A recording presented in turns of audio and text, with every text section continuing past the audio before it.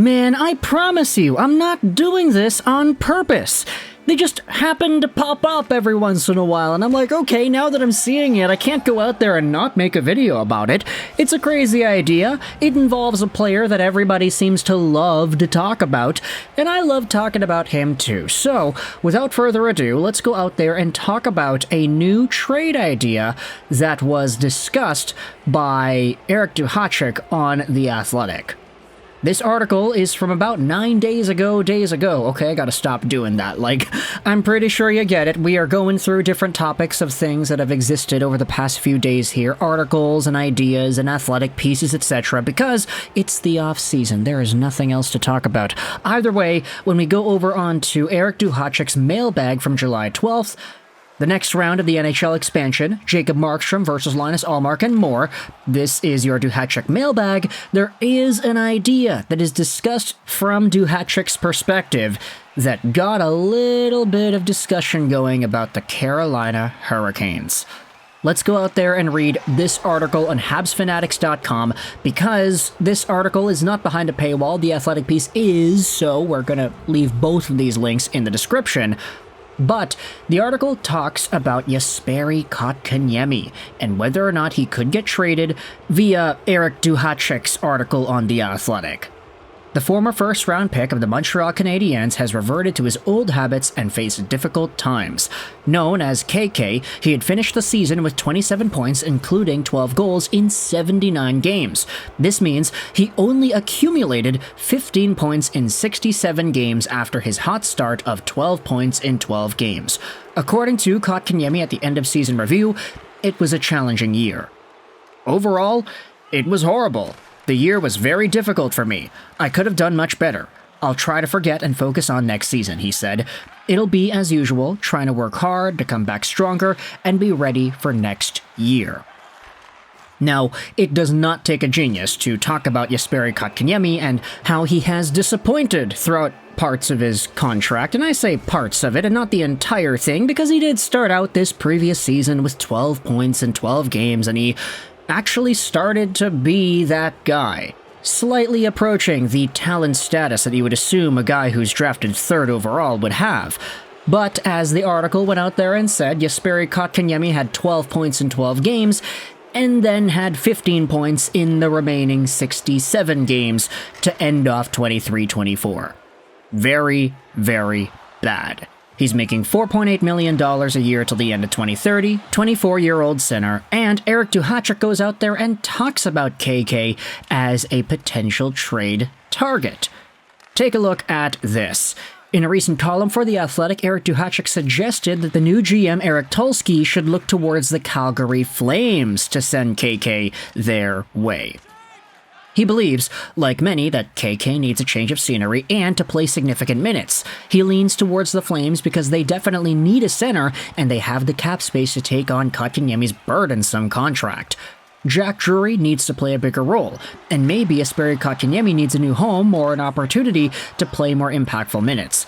Personally, Duhatschek writes, I would try to trade Kotkaniemi to Calgary because the Flames suddenly have the most cap space of any team in the league and might need help in the middle. And you know what? When I think about the Calgary Flames and them needing help in the middle, we had just made a video yesterday about how Nazem Kadri would apparently accept a trade to the Colorado Avalanche. If that guy finds himself an opportunity to play elsewhere, actually start competing for a Stanley Cup again like he had in the 2022 Colorado run, then okay, there could be an opportunity for a center to take charge and take control in Calgary. Is Jesperi Kotkaniemi that guy? Now, honestly, if you want to talk about, what most people would assume when they hear this idea, oh, Kotkaniemi to Calgary, him playing in the top six, I don't think anybody's really going to go out there and be like, yeah, that's the opportunity that he needs, and he's guaranteed to be as good as we thought he would be. There are a lot more cooler heads when it comes to Jesperi Kotkaniemi, although if you wanted to believe a little bit more, that's certainly fine too. I don't think that Jesperi Kotkaniemi is ever going to fulfill the potential that he had as a third overall caliber prospect in 2018. I mean, a lot of people were talking about how he had outscored Alexander Barkov in his 18-year-old NHL season. And the projection was always two-way, stable, finish center, size, playmaking, goal scoring, everything you need out of a guy down the middle Kotkaniemi has. Talk about Barkov 2.0, yeah, that's the comparison, but maybe with more offense. And then he kind of fell off a cliff and he was not as good. So I don't think that there's going to be a situation anymore. I don't think it's possible that Jesperi Kotkaniemi fulfills any sort of that Alexander Barkov potential at this point in his career. But he can, hopefully, become an established middle-to-top six player that's actually worth having around and maybe not terribly overpaid on just what is a $4.8 million contract. Like, honestly, think about it. How many $4.8 million caliber players are there in the NHL? There are a ton of them. Like, literally, if you think about it, top 6 forwards, top 4 defensemen, like, more than half the league is a $4.8 million caliber player, right? There are enough guys in the NHL playing in these roles where you would probably assume, yeah, that guy, top 6 forward, he's our second line right winger, he's good enough to demand at least 4.8 and then some. Like, 4.8 is such a measly amount for NHL players, so if a guy who is third overall ends up falling so far away from that and it's like, hey, you're making 4.8 million till 2030 and you are still overpaid, the bar is pretty low, honestly. So for Jesperi Kotkaniemi, he's got to do a lot of heavy lifting if he wants to get back to a territory where that contract is even seen as remotely okay. If it ever was seen as remotely okay, you could debate that it never was, but either way, if the Calgary Flames are the team to exhibit that growth and to give him that opportunity, then okay, Eric Duhatschek goes out there and suggests that this is the idea. Let's go back over onto the Habs Fanatics article that discusses this Duhatschek proposal. The main question is whether Craig Conroy and the Flames really want the $4.82 million salary for another 4 years. The fact that Tulski needs to sign Seth Jarvis, Natchez, and Jack Drury this summer might push him to trade the former Canadiens player at a discount, especially since the new GM only has $11.68 million to agree with these 3 players. KK's contract is truly one of the worst awarded in recent years. It drags the organization down, all for a matter of the owner's pride. And I kind of like how this article takes shots. You know, this is partly why I like looking at these articles from fan-written services. Like, oh, the guy who wrote this article on HabsFanatics.com is not employed by The Athletic or the NHL or Sportsnet or somebody that's affiliated with the NHL. No, they're just writing about whatever.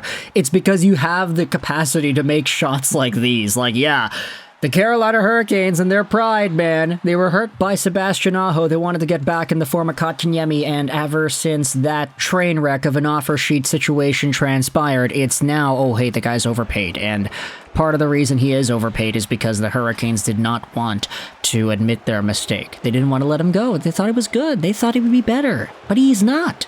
So, Calgary Flames fans, if there is like some sort of a sweetener, let's say there's salary retained and there's a sweetener, would you be interested in Jesperi Kotkaniemi's contract till 2030? Do you think this is the guy to go out there and maybe take over some of your top 6 minutes into the next half decade?